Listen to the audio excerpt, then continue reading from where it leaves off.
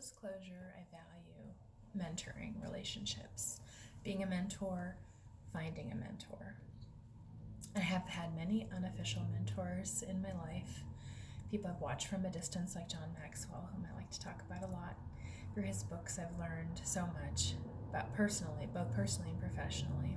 But I want to talk about what I've learned through my mentoring relationships and then discuss 4 different mentoring relationships with you. The things that I've learned, there are 3. The first one is that you need to find someone with reflected life experience. Somebody who's had similar life experiences as you, but has grown from those experiences. Number 2, someone who has unconditional positive regard, care and concern for you and is available to you. Third is that person has shared beliefs and values, with maybe a few that are different to help stretch your own, but also somebody who doesn't judge your values and beliefs. Next, I want to talk about 2 mentors. One that's personal, one that's a business coach. Roberta Christensen I met after I got married to John. I got married at 23, had a stepson immediately at 8, who was 8, and didn't know the first thing about being a wife, let alone a mother, let alone a stepmother. So I had many challenges, as you can imagine, to go through, and Roberta was there for me every step of the way. We met once a month, discussed spirituality and family and anything and everything, but she was the most valuable to me on call. When I was in the middle of a crisis and needed to unpack emotions, she was available to talk and help me through that. The second is Ed Nix, my business coach and my mentor. He poured into myself and to John before we bought the business from him, and after we bought the business from him. I spent 4 years running operations of the business, and Ed met with me once a month for about 2 to 3 hours to discuss anything and everything regarding the business. He helped me become a better business owner. He also helped me be a female leader to a bunch of males in a male-dominated profession. That was difficult.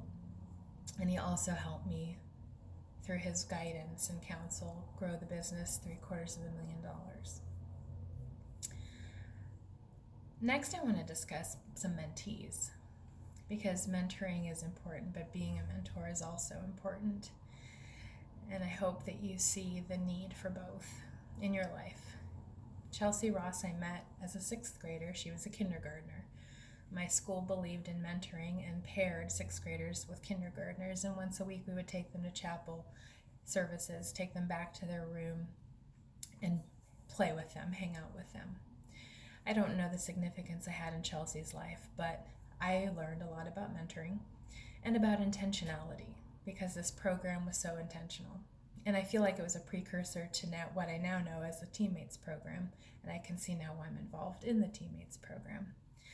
So let's talk about that. Through Teammates, I met Haley. Haley challenged my belief on mentorship. She was a difficult mentor or mentee. Haley had different beliefs, grew up with different beliefs and values than I did. I continually met with her for 3 years, once a week for an hour, listened to her, played games with her, did homework, basically did whatever she wanted to do. Just tried to be there and give as much life experience and unconditional positive regard as I could. She continually made poor choices. At one point, to be honest, I questioned the value of investing in mentoring, investing my time in being a mentor, until I watched The Best Exotic Marigold Hotel and heard David Strathairn as the character Ty say, "I respect people who plant trees, whose shade they may never sit under." And I had a new view on what mentoring is. You don't always see the investment that you make. You never know, though, what mighty oak you're feeding and nourishing. I hope you find a mentor that has shared beliefs and values, but stretches you and challenges you in those beliefs. I hope they have unconditional positive regard and they have good life experience and wisdom to share. I also hope you consider being a mentor. You have real life experience to share with someone. And I know that each and every one of you have the amount of love in your hearts that you can have unconditional positive regard for a child, a teenager, or another adult.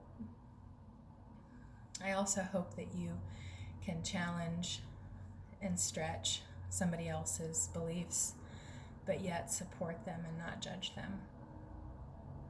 You never know what kind of a person you're investing in and what kind of a person they're going to become, whose shade people might enjoy for years to come.